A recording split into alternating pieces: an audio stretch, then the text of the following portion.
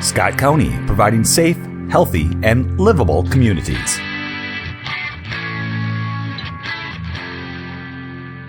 Scott Delivers presentation, where we're going to receive information on the evolving workplace.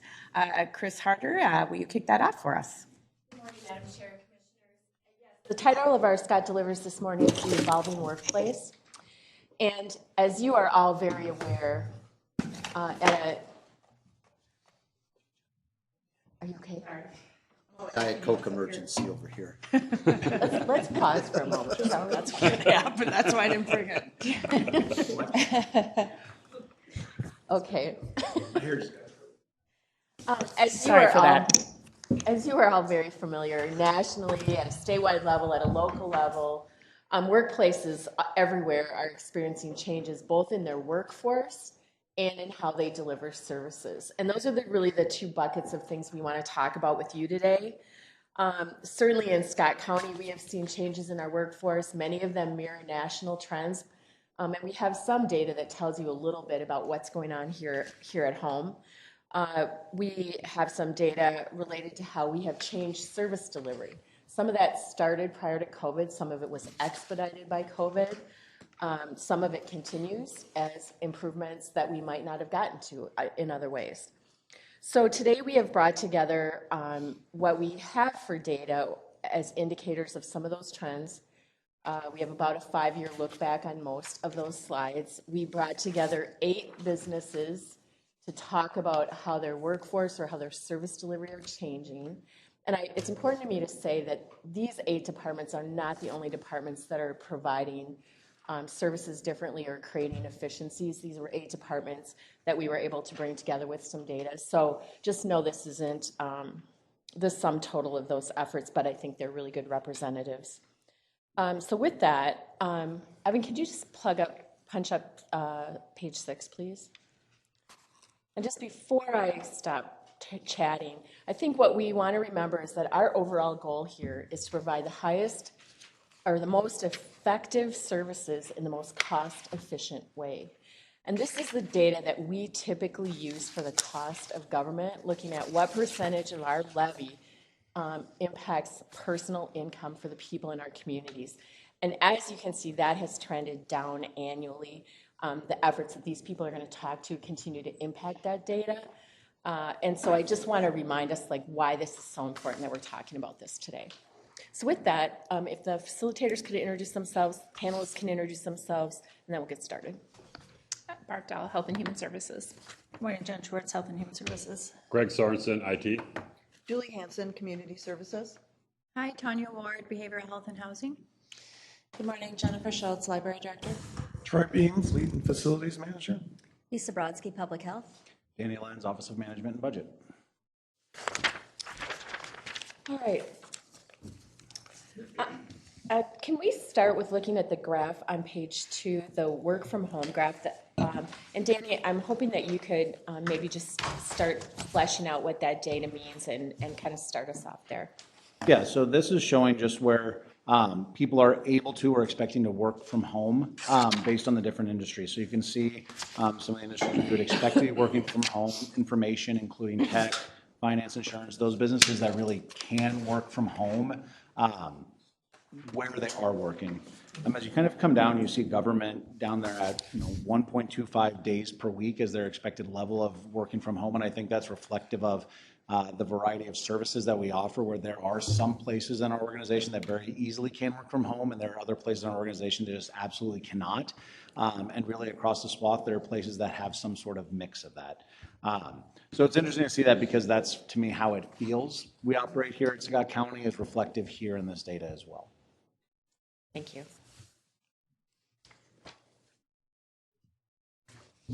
I think it's helpful to see maybe what our employees might be expecting as far as work from home, but what do customers, what do our residents expect? We have offered a certain amount of virtual service. Is there anything that we've seen change in their expectations, and is there anything more that we could still deliver? I'll look to the panelists to answer it. overall, I do think that there is a change in expectation since we did live in a virtual world or a largely virtual world for at least a year, of what expectations are from what was just seen in the private sector. But I'll look to the people that actually deliver the services directly to talk more about that. I could speak to that. You seem to be seeing, during the height of COVID, when everything was either shut down or virtual, those kinds of things, everyone had adjusted, of course, to a non-in-person sort of experience. We seem to be seeing, at least in our area, for folks coming to the customer service check-in desk, that expectation of people being here in person is raising again. And not for everyone. There are many people who enjoy doing their business virtually, over a computer screen or over a phone.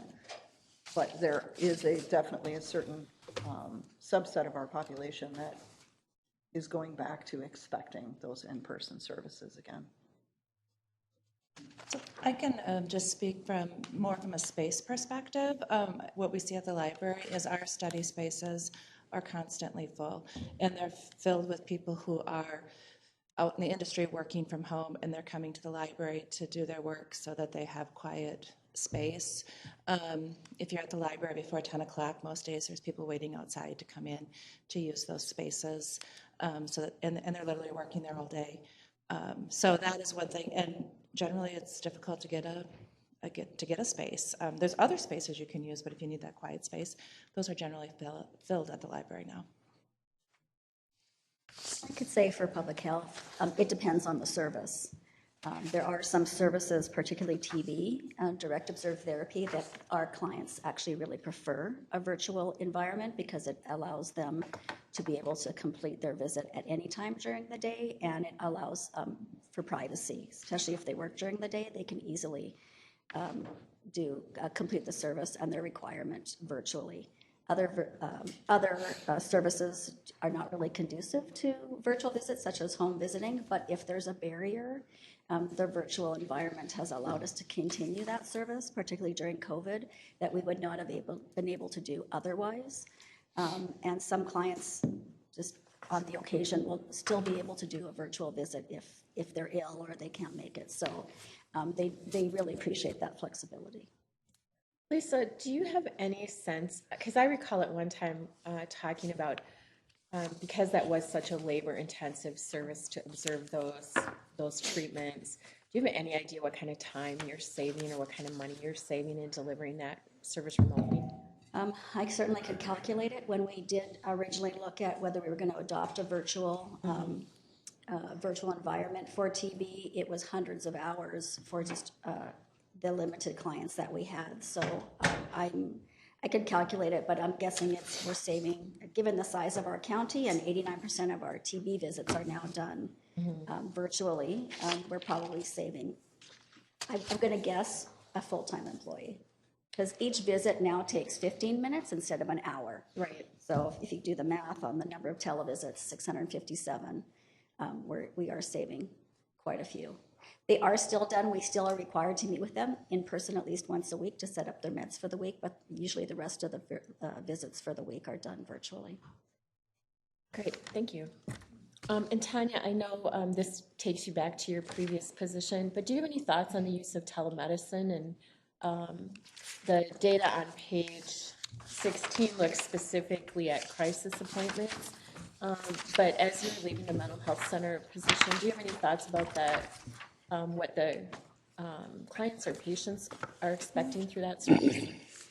Yeah, I think the graph here, this is about crisis appointments and crisis assessment, but from a bird's eye perspective, I think that this graph follows all of the clinical services that are offered at the mental health center and this trajectory. Clients, as time has gone on, assume that their appointments will be face-to-face. I think that that's something that they prefer more the face-to-face for therapy, but we do have a section of clients that prefer telemed, and we're able to offer both. Okay. And is that a client selection? Mm-hmm. Okay. All right. Thank you. So on page 7, as far as the kind of the 50% in Scott County by 2030, Over the last couple of years, we've clearly exceeded that. When we look at the kind of the work from home environment, does that change the target? Does that change what we're kind of going after because we've exceeded it? What percent is due to kind of work from home and enablement there? And are there any other initiatives that we're going to be pushing beyond the rates we're already hitting? So there are no other initiatives that I'm aware of changing those rates. I do think it's worth revisiting what the goal is there, right? Because a lot of that is driven not by people having jobs that are the businesses located in Scott County, but just they are able to live and work in Scott County in the way that the question is asked.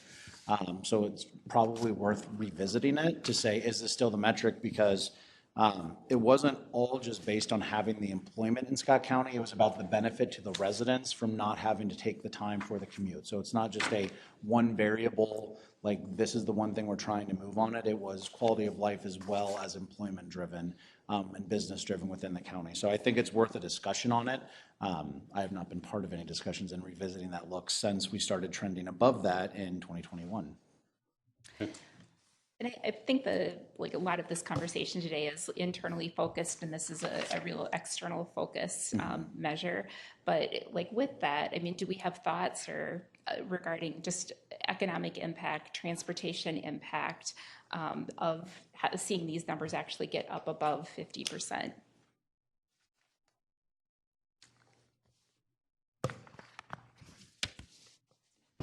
Do you have a thought about that, Barb?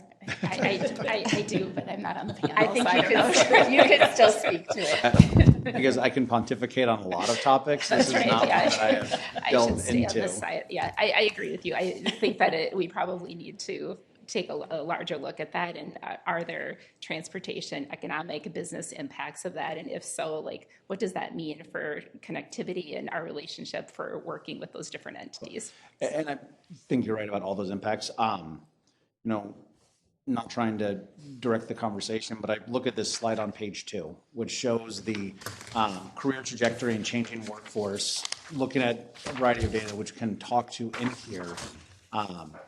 The expectation from employees, the expected career path for different employees at different stages in their career. This shows that senior expert training, they're expecting to ease out of their career as opposed to just a hard retirement date. You have younger employees who might take a different career trajectory and then come back. You look at our turnover data from the last few years, and it looks like people are exploring different careers. Probably can't read the newspaper on any given day or at least a week without a business saying we're bringing people back into the office for a certain number of days. I think there's a certain level of we're still figuring out this new work world. I don't think personally, without any expertise in this area, that we're going to settle into here's the new normal. I think we're going to have different employees having different expectations out of their job based on what they do and how they want to do it and what their own personal kind of career or life trajectory looks like. I think that's just a change. And we're going to have to adapt and say, yeah, this type of employee is going to work well for us, or no, the expectation is really that we need an employee this is the expectation. So I think there's a lot of change to still come to say, what is that kind of new normal? And as the new normal, everybody's personal story is completely different in what their expectations for work is. And taking it further, what their expectation for government delivery of services. We're not going to have people. I don't think we're going to be able to push everyone to it's all virtual, because there are going to be those people that want to be able to walk in the building and be served immediately. Also, there's the nature of there's some things we can't do virtually, even if someone wants us to do it. I think Lisa's saying we have to have certain things that are in person to make sure we're doing it right. That may not be what the customer necessarily wants, but it really is the thing that we have to do for their safety, for the community's well-being. I would add that Robert Wood Johnson does have a metric that directly correlates with the number of people that are working outside and driving on the road, and that's the air quality measure, and we could take a look at that and see if it's gotten better over time. But that is directly impacted by car emissions and people driving to and from work. Barb, I think the graph on page 3 also, and I don't know if Lisa or Tony, one of them are around, but when you take a look at the work at home, we know transit as a commuter is down, MBTA is well down, right, on its use, how many spots are seen. We have more local trips demanded. You know, Commissioner Ulrich consistently talks about the local swing trips that people are wanting to see because they're staying more in their community. And then the drove alone has also declined. So in the AM peak especially, I think we've seen a decline in some of those numbers. And so I would say that it has had an impact on transportation, at least on the regional system. When you take a look at it, even though, I don't know if Lisa or one of them is sitting there, the numbers are starting to climb back up. They're not as low as they were during that 2021 time period. But I think that graph reflects what you're seeing in transportation. And I think from a fleet perspective, if you look on page 27, the graph, in 2018, there was 8,344 reservations for vehicles that were completed. In 2023, it dropped down to 5,900. So that, in our mind, has a lot to do with telecommuting and people using vehicles a lot less, and they're not going to meetings as much as they used to in the past. That's the only thing that we can attribute that to. There's a slight climb or incline from 22 to 23, so I'm not really sure where that's going to go, but we did get rid of 5 vehicles because of that. After 2018 and 19, we reduced our fleet size by 5 vehicles just to accommodate for that. So yeah, there's definitely an impact to fleet. Can I shift gears a little bit to, from my seat, one area that continues to be a challenge for us is technology adoption, just across the board in everything we do. And so ideas on how we can continue to improve that. I've seen IT do more around documents that come out that actually step by step. So we are making some, I think, strides forward, but I think we have lots of technology that we don't always take advantage of. So any thoughts on that? Yeah. I think there are 2 sides to that. Expectations for citizens to have technological solutions, being able to sign documents remotely, virtually, those sorts of things. I think there's also expectations from business units of, hey, there are all these new products that are available that are coming out that we want to implement. It's going to allow us to do more things that we currently are tracking or doing on paper right now. I think the pace of that from specifically like boutique or new players into the system has created a lot of demand and desire for these things to be available. We have the person next to you who probably knows the most about this, but our legacy systems, though, I think struggle to adopt those easily, right? And so I think the desire doesn't always match up with the either technological needs of the legacy systems or are matching the security requirements that we would expect for the data that is going through these systems. So I think that's just a constant struggle here, especially just the pace of new things coming out.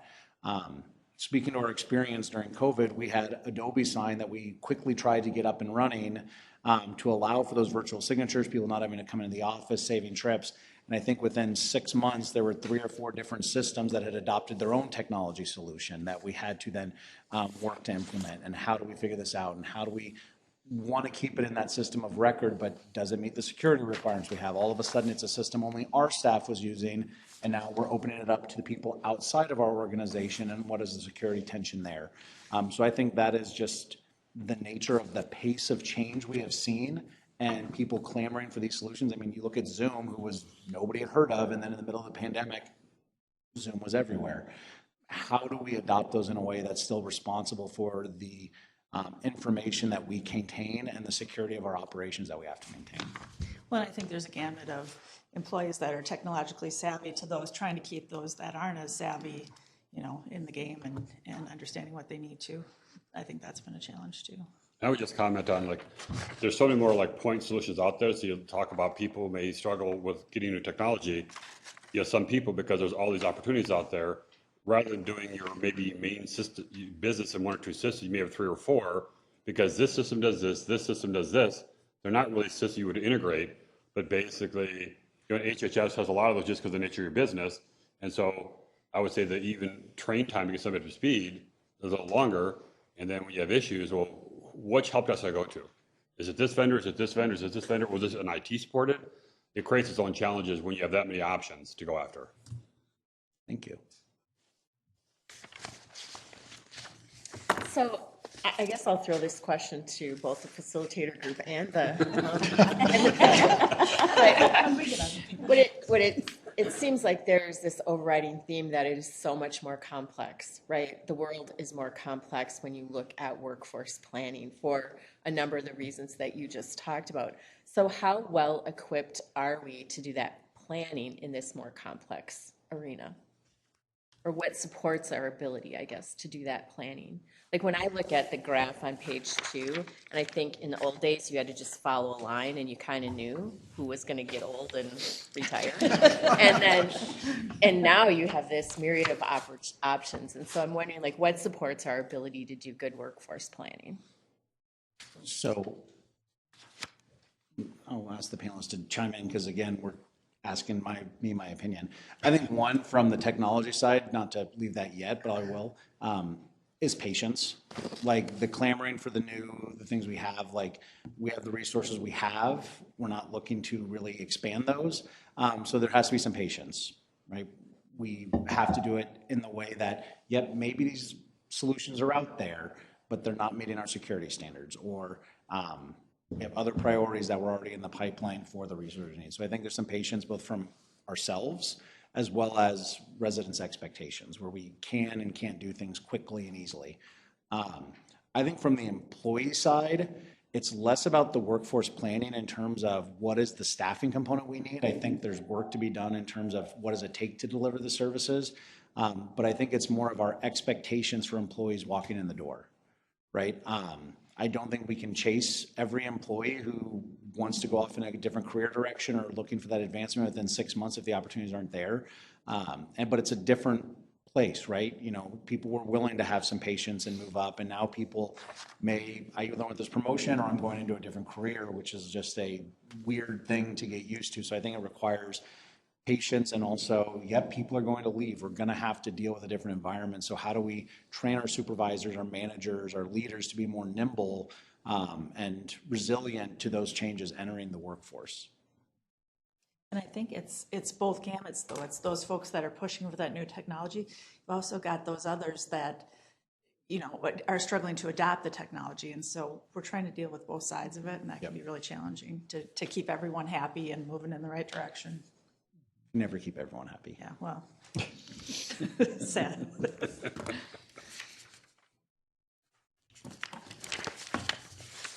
So on page 9, we kind of look at the demographics of like employee turnover rate. And one of the questions I had looked at, it seems like we've kind of gone back to almost pre-COVID levels as far as ratios. But one of the questions I have is you talk about, Danny, about the people, I'm not willing to wait. I'm not patient. I don't want to do that.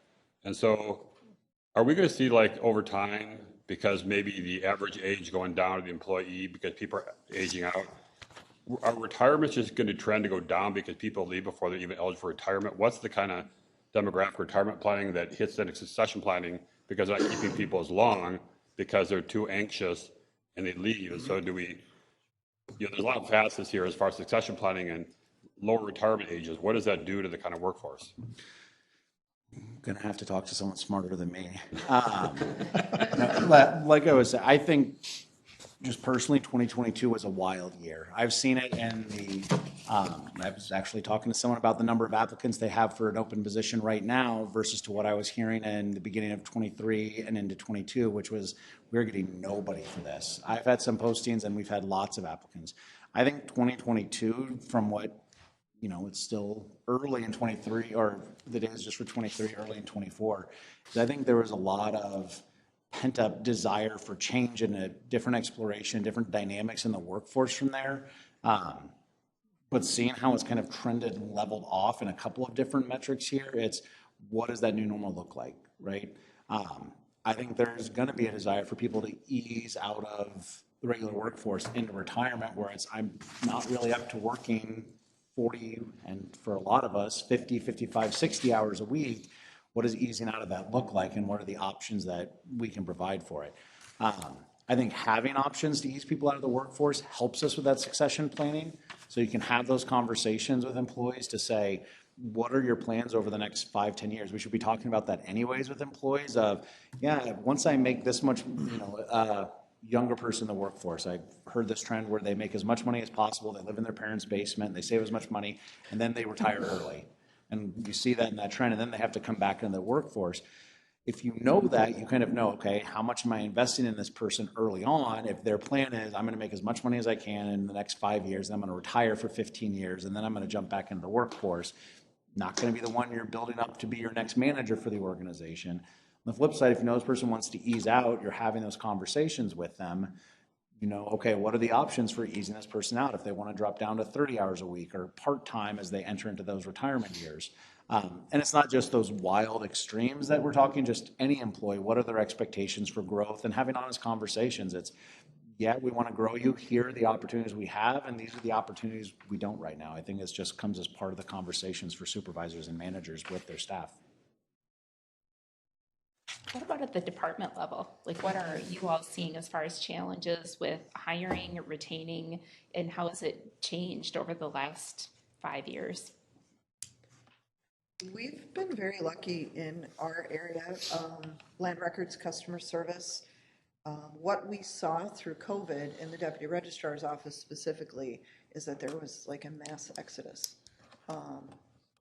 Other counties, private organizations, people just left. They didn't want to deal with it anymore. We did not see that. So for whatever reason, people stayed, which was great. Now we've started to see people retire, maybe look for other options. Generally, it seems like once you get into this business, you stick with it. There are that small, strange subset of us that love that deputy registrar work. And yes, we're very strange, but we love it. And there are people that move on to other opportunities. Other places can maybe offer more flexibility than we can.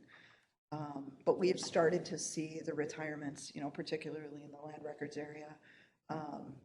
So we've got newer employees. 2/3 of our employees in land records are new. And talking about the technology and all of that, they technically, in a non-election cycle, can do their work remotely, most of it. But we just don't have the staffing level to support everything that everybody wants, right? So we try and balance that out. But yeah, things are changing. People don't generally come in necessarily like I did 25 years ago and think, oh, I'm going to be here forever. You know, so it's different, but we adapt to that and we support our staff as best as we can in their development. And if they choose to explore other opportunities, then we absolutely support that. So I think I'm curious. Oh, sorry. Go ahead. I'm curious to see what the data about what folks are wanting in their job and what they consider, you know, a healthy work-life balance. I'm curious about what that will look like in the next maybe 3 to 5 years. I think at least what I've seen with hiring individuals, you know, in 2020 and 2021, expectations changed about being able to work from home and all those pieces. And I think part of it is everything was moving so fast and they're listening to other colleagues. But I think we're at a point now where employees are looking at their specific job and is this the best for the clients I serve? And I've heard that shift in the narrative in terms of folks deciding, do I want to work from home or do I want to do telehealth or do I want to see clients face to face? And I've seen it in different facets of mental health and behavioral health. And they're looking at what is the best and how can I be the best clinician or whatever their role is. I've heard that narrative start to shift back to kind of more of what's best for clients, and that's always was there. But now I think the kind of the noise of, you know, as a generation, we should, you know, we should have these opportunities. I think they're now starting to kind of filter what fits each of them individually. I was just going to say that as somebody new to my role, what I've found with, well, first of all, I think in the library we have pretty low turnover and folks stay for a long time. But just you know, maybe on my part, like taking my expectation that everybody wants to advance and grow. That isn't necessarily true. I've had lots of conversations with folks in the library system. They're like, I like what I do right here, and this is what I want to continue to do, and this is good for me. And so what my expectation was doesn't necessarily fit with everybody else. And so then how do we just make sure that we are checking that and really trying to work with where people are at and setting those expectations. So some folks are really pleased, like, this is where I want to be, and I'm good here. I don't necessarily have to climb that ladder, and that's good. That's okay. I would say from a public health perspective, I've definitely seen some shifts and trends recently. 2 years ago when we posted a PHN position, I got 4 applicants, 2 didn't actually qualify. And the recent posting, we got 16 and everybody qualified. So, and particularly with nurses, that's pretty good right now because there is a nursing shortage, so I was pretty pleased with that. We have lost several people in the last couple of years, particularly to MDH, because they offer 100% work from home. And that was the reason pretty much why they left. We do have a flexible work environment with public health, and just some jobs just cannot be 100% work from home. So there definitely has been a shift there. It seems to be a particular demographic that we get that really wants to work from home.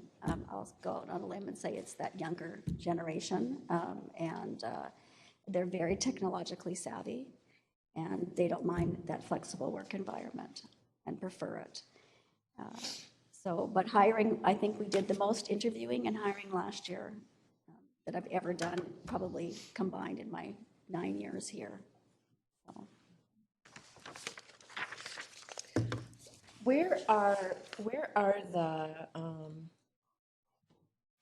the gaps, or where are the challenges in what you need as business leaders to support this kind of workforce planning?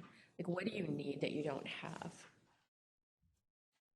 I can say for public health, there's not a lot of promotional opportunities in public health unless you're leaving the department, and that has been I think with the addition of the new public health supervisor, it does offer some additional opportunities for someone who is not a nurse, but that is also what quite a few of my staff are looking for. They've been in their position for 5 years. Where do we go from here?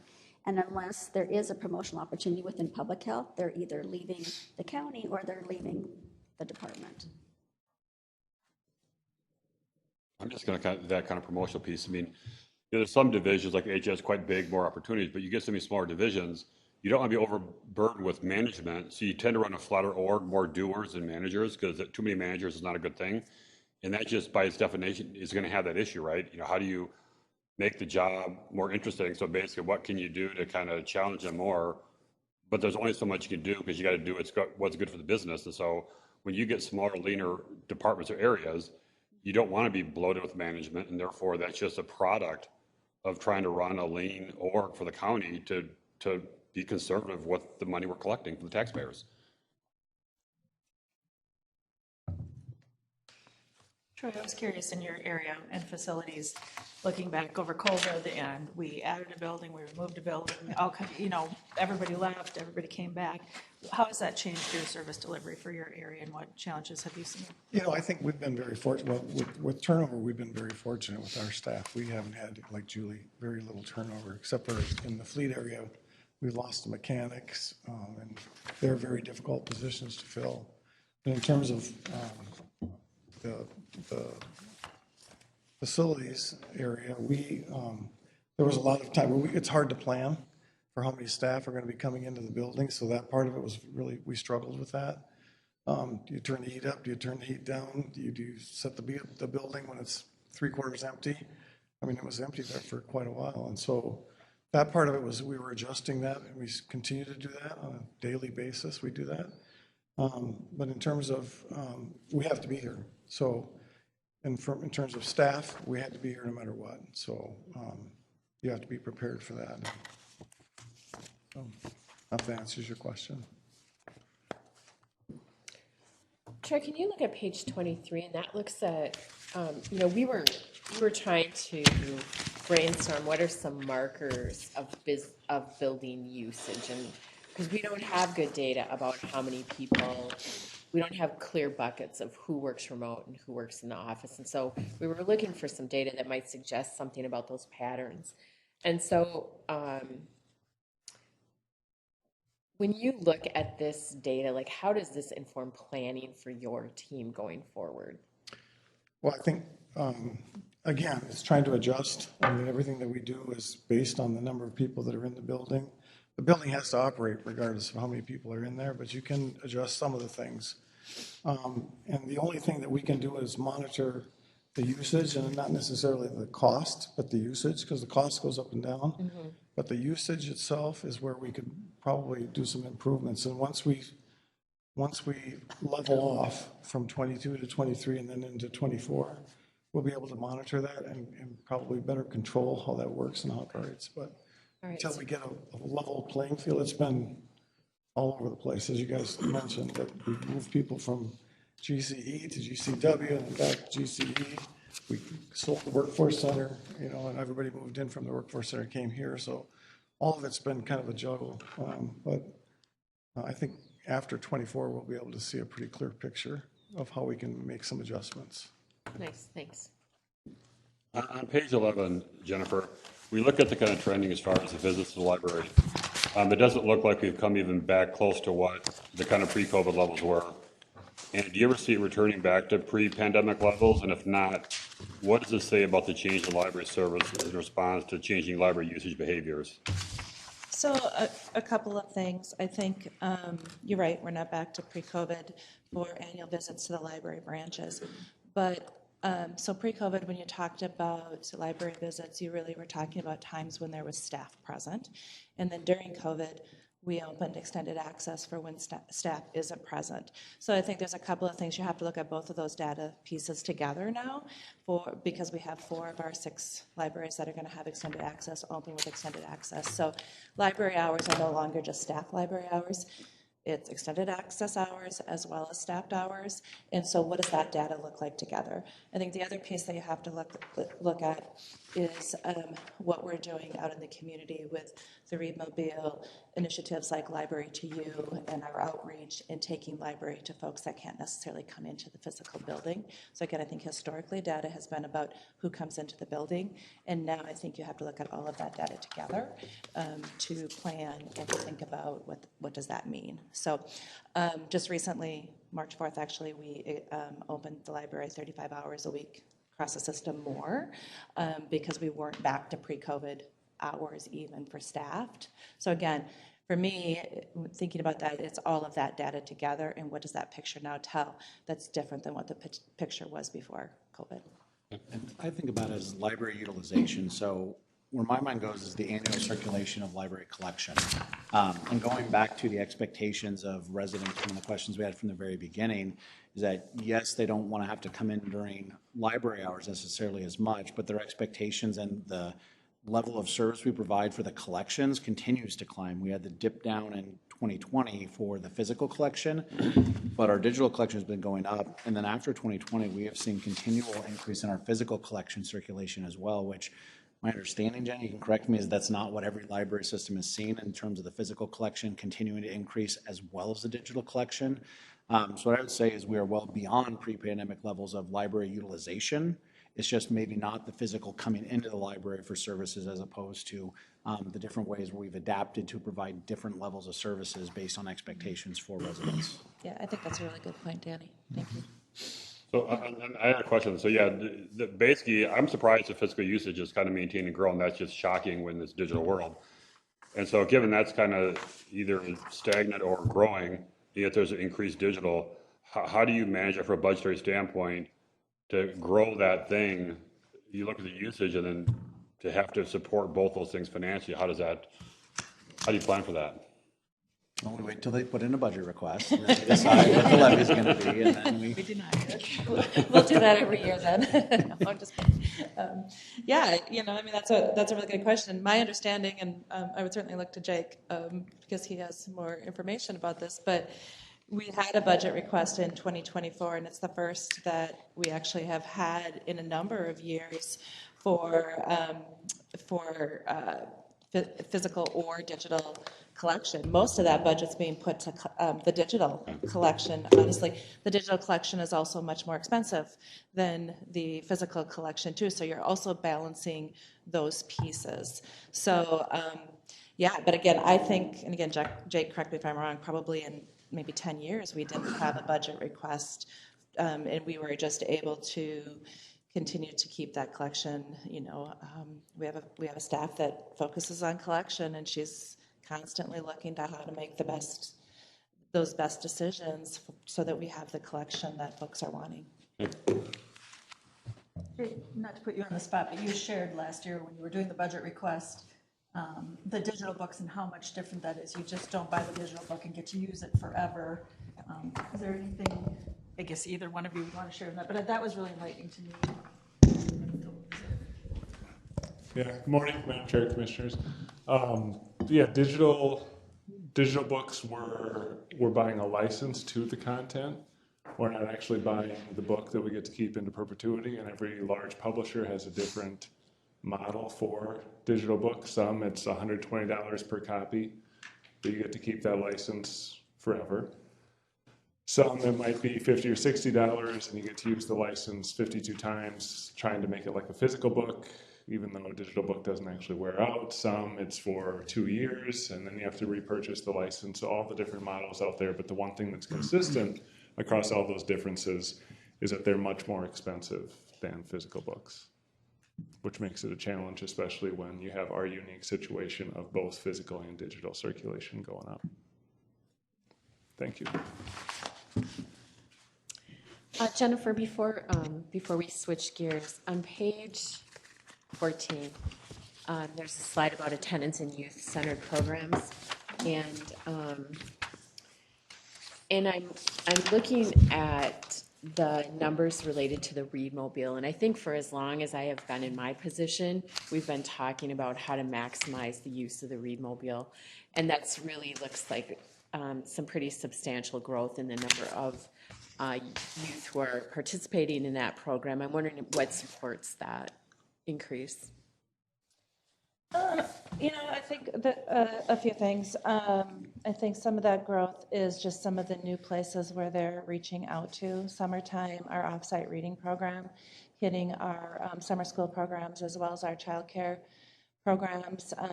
That is a big piece of some of that growth that has happened over the last couple of years. But again, I think there's still certainly some opportunities to continue to look at the Readmobile and what that could offer out in the community. But yeah, I think some of that growth is really that some of those offsite summer reading programs that our groups are going to and adding.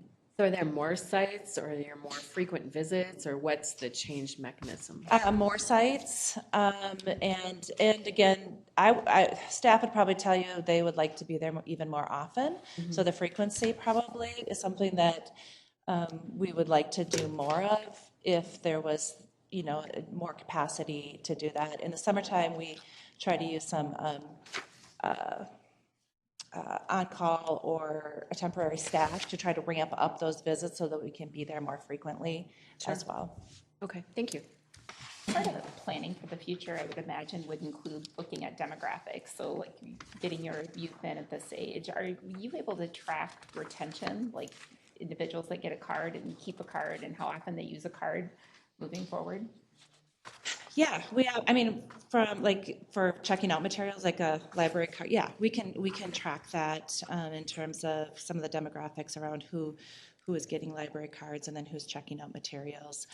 We also we can also track some of those demographics and who uses the extended access, because your library card is also what accesses you into the building when the building's not open.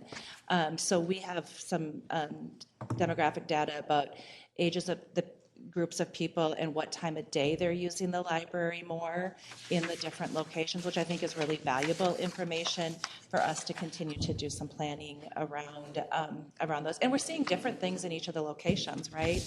I didn't include that data in here, but in Jordan, for example, our older population is using early mornings. Probably not a surprise, but we don't necessarily see that in some of the other locations. So, again, it's kind of different between the communities, which I think is interesting too, because each of those communities are so different.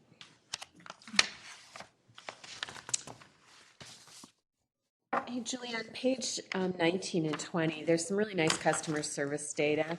I'm wondering if you could talk just a little bit about the evolution of this appointment. I think we had lots of mixed feelings internally and in the community about appointments versus walk-ins.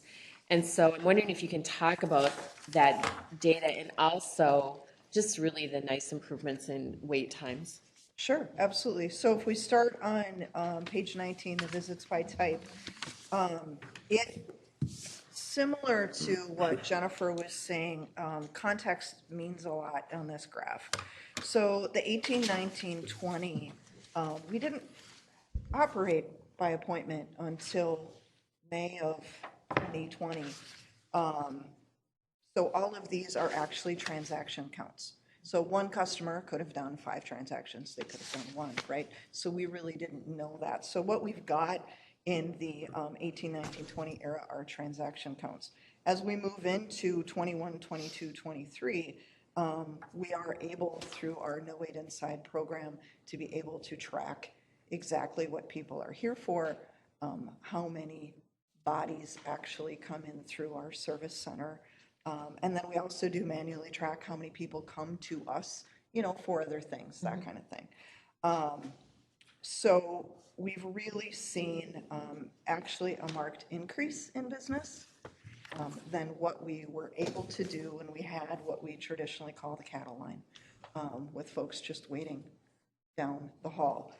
That brings us then to the wait times. So pre-COVID, we had no mechanism to actually measure wait time other than putting someone in the hall with a stopwatch and a legal pad, and we did it. It was very old school, but it worked, right? It was just every so often we would have someone out there and they would track. And then Jennifer Donnelly, actually our customer service supervisor, started using like little handouts with times on them. So someone in line would be given a handout and then we would manually track that as they got to the counter. So we got much more accurate, complete data once she started doing that. Then we moved into the hybrid of everything. At first, everything was by appointment. So during COVID times, once we were able to reopen again, we did have everything by appointment, driver's license, vital records, motor vehicle, everything. As we started to move out of that a little bit, we discovered that planning for driver's license in particular and allowing people to make an appointment for that really improved our service delivery. And that is what has impacted our wait times. So we have gotten a lot of great feedback from folks about, I'm able to schedule my driver's license appointment. And it takes a lot more planning than it used to. You know, if you want a real ID or an enhanced ID, it's very different than just walking in 10 years ago and just saying, it's my birthday tomorrow, I need to renew my driver's license. There's a lot of research and gathering documents and all of that that's involved. So we've been able to find what we feel like is a really, really sweet spot of all of our driver's license work is by appointment, driver's license, ID, and passports as well. And then everything else is a walk-in. So that has contributed to our wait times changing. 2020, our average wait time was 34 minutes. Now we're down to 7. And average wait time, of course, average is average. So that means that some people are able to walk to the counter and here's my business and walk out. And some people were waiting for 2 hours down the hall. So the response that we've gotten has been overwhelmingly good. We do get the occasional, but I'm here today. Mm-hmm. And we understand that. And the other thing is, and we've always said in this business, is you only renew your driver's license every 4 years, right? So this is not a quick process to kind of teach people what our business model is. We do put that information out there, but you generally, right, we're human beings. We don't care until it's time for us to renew our driver's license.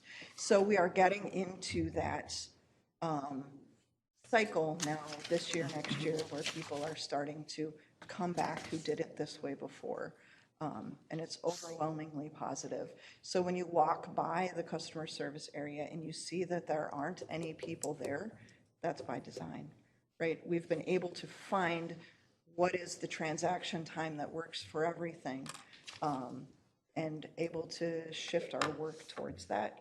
You do see, again, pre-COVID, Mondays and Fridays were our busy times. We are shifting back into that. So if you walk by on a Friday afternoon, we are likely at capacity and we are full, but that doesn't last for long. Julie, it looks like we're still seeing maybe 15 or 16,000 less clients than we did pre-COVID. To what do you attribute that? Well, what we're seeing actually, that's transactions. So the pre-COVID, that is not people. That is, like I said, that could be, they brought in 5 tab renewals to do. Okay. So that 59,000 or 61,000 is actually how many transactions we processed through our receiving system. At that point, that was where we could get the numbers. So it's not an apples to apples comparison quite yet. When we actually look at the sheer number of transactions, we are operating, tell me, Jen, 34% more transactions than we were prior to COVID. So we are actually doing a lot more work, if you will, than we were when folks would just come in and stand in line. Thanks. On page 18, Lisa, you talked about the TB. And so my question is, obviously the virtual for that is incredible service. It protects everybody better. But my question is because of virtual causing kind of more interaction, are we seeing an overall growth in TB, and what's the trend there, kind of going on, and do we need outreach or more, that kind of TB prevalence? I want to know, is it just more consumption, or we have a growing potential issue in the public? We typically see about 4 active TB clients a year. They just have to be seen every day, but I would say last year, I think we're up to 7 to 8.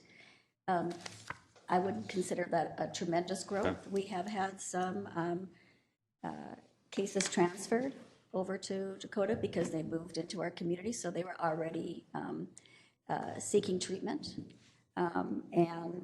So they weren't bringing in active TB. So I wouldn't say there was a huge trend, but it's impossible to predict how many TB cases we're going to get year to year, and this is a mandated service. Whether we get 7 or we get 70, we have to see them daily. That is our requirement. So overall, I would say we're probably seeing, because we have virtual opportunities, we're seeing them more regularly. Versus when we were doing in-home, for every case, we might skip a day or two, like go Monday, Wednesday, Friday. So now we are able to see them virtual daily, which is preferred to make sure that they're taking their meds, because they need, some of these clients are taking 10 to 12 different medications for 9 months. And we don't want them to skip or miss, because then it would obviously put the community at risk. So overall, we've had some years when we only had 2 cases, and last year was just a very busy year. And it's impossible to predict. Okay. On page 17, we've got the family home visiting service model, and we have seen more in-person visits than any other year in 2013. So is there any trends, any aha moments that with kind of the increased high water mark there? I would say we're getting a lot more referrals from WIC now that we have it in-house. That was expected. And we do expect to see that continue. So that, the other piece too is we switched to a newer model last year, the mesh model, which does require a lot less documentation time. So our staff are able to spend more time with clients, and they can see more clients than they have previously, where previous models, 1 hour of home visiting or 1 home visiting took 2 hours of documentation. And we have really worked to increase efficiency in our documentation with PHDoc and streamline some of that. So they're spending a lot less time documenting and more time being able to see clients. And they're very happy about that. I just had one other question. Along the way, you have all shared like anecdotes of things you've heard from customers or clients. Have any of your business areas done anything through surveys or some other kind of data collection to collect information about what your customers wish or what their expectations are going forward? We collect customer satisfaction surveys. Okay. And make tweaks related to that. Okay. Particularly with our clinic model, they do regular customer satisfaction reports. Our outreach program collects data from parents that are participating in programs, so that and we get that annually. And then also we get a number of comment cards, and particularly comment cards around extended access. And so we get information that way as well. Okay. And part of the quality assurance with the mental health center is to collect surveys from clients at start, end, and at 6 months, and that's also a requirement for a lot of state programs and insurances, and that comes up in audits. Great. Any last questions from the facilitators? One last question. So Troy, on the page 28, I was kind of struck by the kind of, between 2018 and 2023, your repair, parts of labor are going down, yet you're dealing with inflation, you're dealing with keeping vehicles longer because you can't get them. How have you been able to manage keeping costs down and keeping cars longer, and all the maintenance that goes into keeping a car longer by definition? So we have a schedule that we maintain for replacement of the vehicles. And it's all based on mileage or condition. We've had a huge increase not a huge increase, but the costs in 23, as you can see, went up significantly. And that was due to a rate change. So we bill back the customers an hourly rate for their labor, and then also for all the parts that go back. So we bill back those departments. And typically we were doing it by, a mechanic's wage and their benefits. And so the rate was at like $62 an hour. And we met with finance because we were concerned about making sure that we were billing back the true costs. And so that's why the significant increase in the cost. Okay. But that has nothing to do with the replacement of the vehicle. So we do those on a scheduled basis. We have actually a 25-year plan that we plan out all the vehicles. And so it's all, and it moves constantly based on condition. And so. Okay. Thank you. Madam Chair? Wonderful. Thank you much. Colleagues, questions, comments? Commissioner Ulrich. This may come from left field a little bit, but I've circled keywords in this front page here, page 1. Evolving workplace, high quality workforce, improved service delivery, investment decisions in staffing, changing employee expectations, and work environment. With those keywords in mind, there's a few slides that I would have liked to seen in here. They're not, and maybe these are carried out in some other presentation, but the slides would be really under one main heading: investing in the organization itself. So that would include opportunities for growth and training. How can people as staff have opportunities to grow as people, as professionals? If they're growing, they're going to serve the public more efficiently and better, probably. Retention strategies, what strategies are we employing to retain our staff? A retained staff is a better staff, has more knowledge, more effective, and serving the public, so if you have a staff that has some history and background and is retained, that's a good thing. And then the other thing that I go back to the really early days when I was here in the county, we invested a lot more in organizational morale than we do today. And we used to refer to this as the Scott County family, that we're a family, one for one, all for one and one for all kind of thing. And so I think if there's a high morale, happy workforce and a retained workforce and a growing workforce, we serve the public better. And so I would like to see some of these elements in this evolving workplace presentation in the future. Thank you. Commissioner Beer?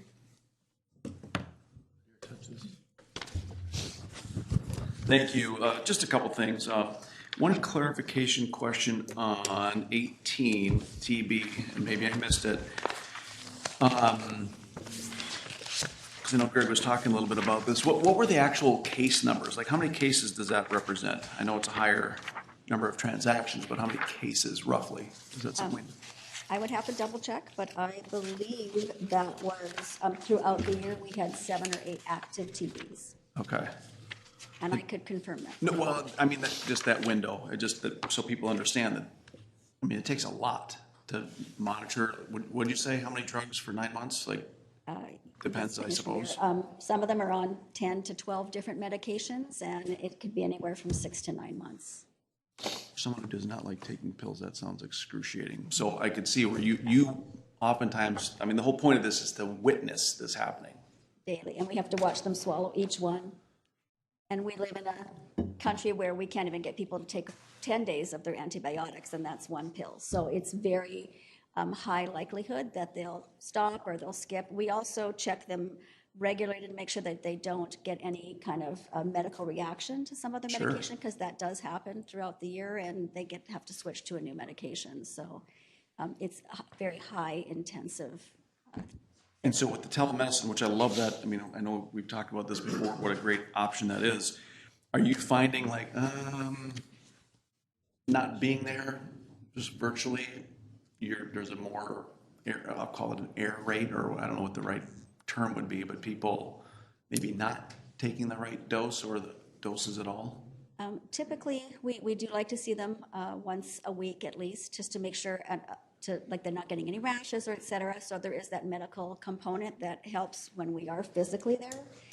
The rest of the time, it's such a time saver to be able to get on virtually, watch them take their pills, ask them, do you have any reaction, and then we're done, versus driving 45 minutes to New Prague or Elko Newmarket and then back for a 5-minute visit. So and that enables us to see them daily. We don't have the staffing resources in order to see everybody daily. And because it's just so labor intensive, even just opening up a new case takes about 20 hours of nursing time. Well, and with Mr. Budget, Mr. Levy sitting right next to you there, I can't imagine, maybe we can save some money, but this could be a new Netflix documentary, I'm not sure. Commissioner Beer, I know you have more, but can I just clarify, and I want to, just for anybody who's watching, this is something that I think people don't understand, but obviously we're mandated to do this, and it's just a very important government role to make sure tuberculosis is not spread in our communities. So some people might be like, did we choose to do this? No, we have to do this, whether there's 1 case or 12 cases, and this is a protocol we have to do. Yeah, exactly. So, thank good you. point. Good Go point. ahead. Well, I always know my interpreters and I come in and clarify that. So thanks for doing that. Thank you for clarifying that, Commissioner. Yeah, Markey. for It's sure. TB is highly infectious. Yes. And so that's part of my question, is making sure that love the televisit, but making sure that something's not squeaking We're out. not losing anything. Right. Let's see, another question on my dog-eared page. I think it had with, where did it go? It was about transaction. Here we go, customer service. This was transactions, right? 2018, 2019, and then it's not necessarily transactions in the years when we had appointment. Is there a way to get like what is that? Is there an apples to apples? Like, is it dollars? Is it just some way to like help see what that is doing over time, or something that's semi-similar Yes. throughout those years? There is, Commissioner Beer. We do have in our regular DWM data a little more apples to apples kind of thing. We can see, we're still on the same receiving system we've been on. We can see transaction numbers, correct. So we could definitely get some more apples to apples. Earlier, we had talked about transaction counts a little bit, and we're able to we're actually doing 34% more transactions than we were back in 2018, 2019. So our transaction counts actually have gone way up. Right. Okay. So that's where it's good like, clarification. yeah, if someone's looking at this, and you walk through the halls and it's, remember the good old days of people being upset and frustrated? And now it's, I don't know if I've ever seen that post-COVID, with the appointments, and I've actually used the appointments, works great. And I think some people probably figured out, hey, we can actually mail in tabs. It's not me. I like to see it happen. But some of those transactions probably, they found new ways of doing it. But if your transactions are higher, because that's being missed here, it seems like. And my only other thing, sorry, taking a long time, the good old days of when was the tech bubble? Was that late 90s, early 2000s? The good old days when working from home, or what do we call it, 21st century workforce that we're calling it, and then I was trying to look for our phrase again for our customer service, not necessarily that department, but our citizen focus. Are we calling that like e-citizen? Did I see that someplace or whatever? Yeah, okay. And then I see our IT guy who's just looking for something else to do, right? Just every day. I mean, and some of the things that are going well, not going well, there's so many different opportunities in software of like, oh, this is so cool, this works great, or hey, we can sign off on something. Oh, we did that 7 different times through 7 different. That we have some big programs going on, or at least a few anyway. And so the things that maybe we learned back in those days when there was a push to go to work from home. I remember getting caught up in that with sales and support, which was awesome. Loved it. This isn't necessarily a new thing, but hopefully we've learned. I mean, I know I've been through that, and I know many of you have been through that, of what things, that we don't get too far ahead of ourselves, but also making sure that what we are choosing to do software-wise actually sticks and is adopted, which I know is a big, big, big deal. So let's double down on adoption of where we're at and then look at some of those things. That's software guy talking. All right, thank you, appreciate it. Mr. Manning, do you have I have nothing. I would just ask, to kind of piggyback on what Dave said. Excuse me. On page 19, the wait times in some counties, it sounds like they don't, Julie, have as big a wait times or need appointments and they go through quick. So how do we compare with other counties around us or touching us or whatever? We do, Commissioner Wolf, we have a monthly meeting with other counties, and it is just county organizations, it's not private, so we get more apples to apples. There has been a shift to back to more hybrid. A lot of organizations do appointments for driver's license because that's what people want, and then they also allow some space for walk-ins. They may not do the motor vehicle like we do or vital records by walk-in. I haven't seen current wait times from other counties in some time. We spoke about it probably about a year ago. We were shorter wait times than other counties that we spoke with. And it all just depends on what their model is.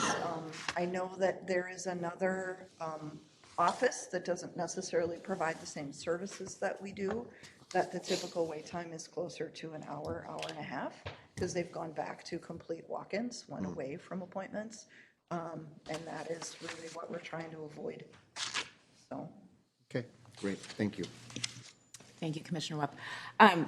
Thank you. Just a couple of comments. I appreciate all of you putting this presentation together because I know the topic's a bit nebulous, really giving some examples from these different departments. And some of the things that I heard, I think, that we all need to continue to work on is with our evolving workforce and the real need and desire for advancement that may be unrealistic in an organization like ours. Like, we need this many corrections officers at all time. We don't need that many supervisors or corrections officers. I think it's our challenge to, for some employees, really maybe they'll stay in their positions where they're really needed if they can be challenged in that position and have growth within that position.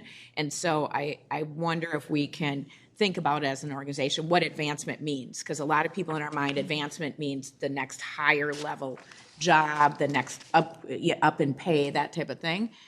But in an organization like ours, and Greg made a great point, we work to be a flatter organization than some. What can advancement and growth look like in a position? And I think it's up to us to promote that, to really make that be a truth, not just lip service. So that's one thing I heard that I think we need to put attention on. The other thing about the work from home, I know that's been, and in the office, that's a challenge. And we have many positions that never could work from home because they need to be directly serving the customers here. And others that could be work from home. I think we can learn a lot from some of our private sector colleagues who in the last months have made some changes. And some of those changes have been, just because of what Commissioner Ulrich's talking about, morale and participation and the whole, we can do our job independently just fine, but sometimes we're not going to get better at it because we're not having those conversations and those new ideas and evolving. And so some of that's going to require time together, or is it a technology solution that works? I think there's plenty of big businesses out there who have some data on this, and we can learn from it as we continue to figure out what the new normal is in our different departments, who I really appreciate. I know it's hard for some employees to understand that we do it differently because it's more appropriate in some, it's more better for the residents in some, and in some it's not. So thank you very much for this presentation today. I think we're, based on the questions, we're all very engaged, and I see lots of notes on the paper, so thank you very much. Thank you. Oh, sorry, go ahead. Commissioner, I just wanted to say thank you for the comments from the board. Your and Commissioner Ulrich's comments are very pertinent to a discussion we had yesterday at the cabinet, and what does it mean from a business standpoint to be here, and all of those issues about morale and camaraderie and teamwork and ingenuity, and the reasons that we do want people in the office. So appreciate all of your insights on that. Thank you.